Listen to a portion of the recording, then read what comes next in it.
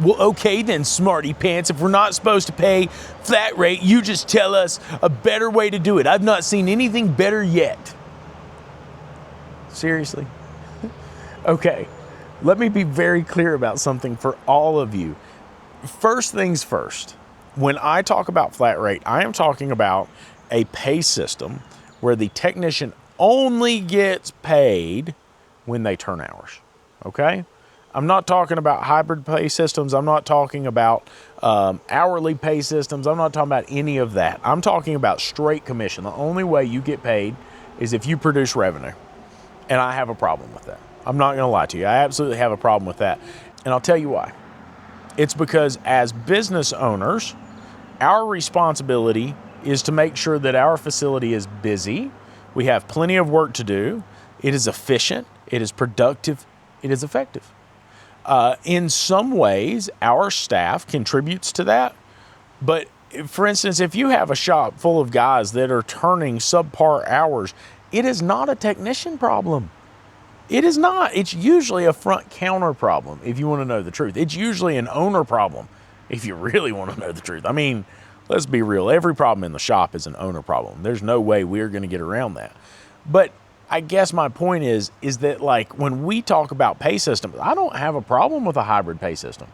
You guys are acting like I'm out here saying there's no other way to pay but, hourly.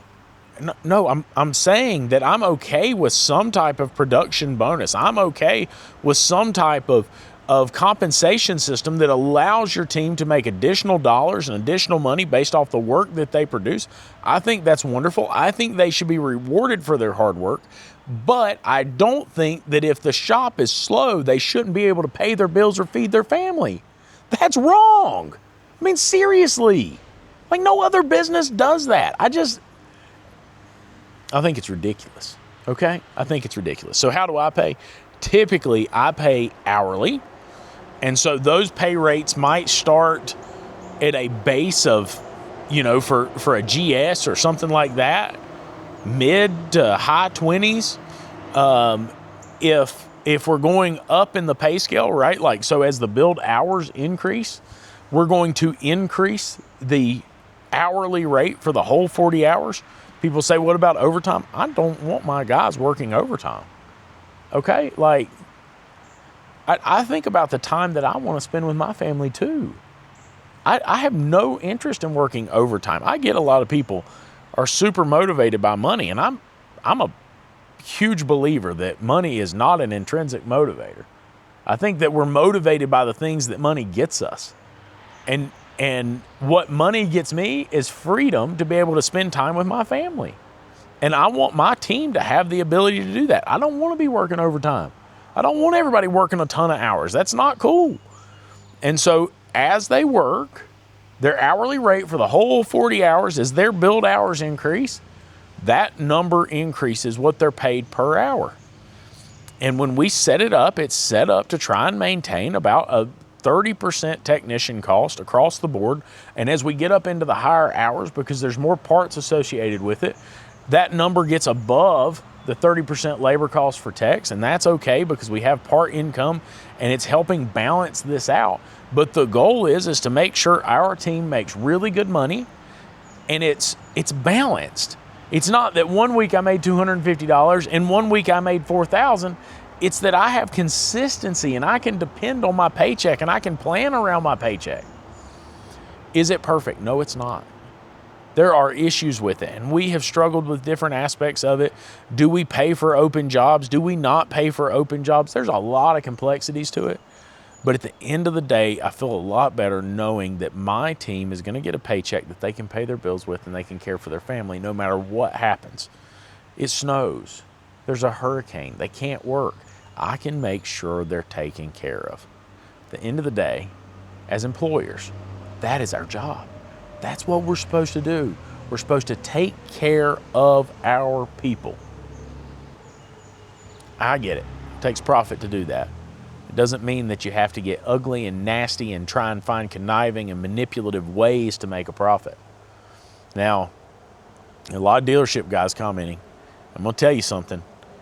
I have learned a lot about dealerships over these past couple of months from an unlikely source. And I realize now that a lot of those dealership guys, the service managers, the advisors, whatnot, are bonused off of running the techs really hard. They're bonused off of pure production. They're bonused off of different numbers and metrics that really can become manipulative. And I think that's just what the dealership is. I understand. I've upset some people because I say bad things about dealer techs. I know it's not all dealer techs. Please don't think I'm painting with a broad brush, but I've seen a lot of really terrible dealer techs in my tenure as a shop owner. I've hired a lot of them and never had good success. And I think part of that's because it's a very different job than an independent shop, and they don't realize that going into it. They think I'm a master certified Kia or Hyundai or Ford or whatever it is technician, and they think that skill set passes over. It does not. But I also think that they have been burned by a system which manipulates them based on solely money. And I don't want to live that kind of life. I hope you guys don't either. Anyway, enough of my bumbling and rambling and blathering on about nothing. I just wanted you guys to know how we paid and share with you that I'm not against a production-based compensation plan. I'm just against the technician and the service advisor only earning a livable wage when the shop is packed full and they're working their tails off. I don't think that's right. I think we should all have the opportunity to have a good life and a good living without killing ourselves for it. Y'all have a good one.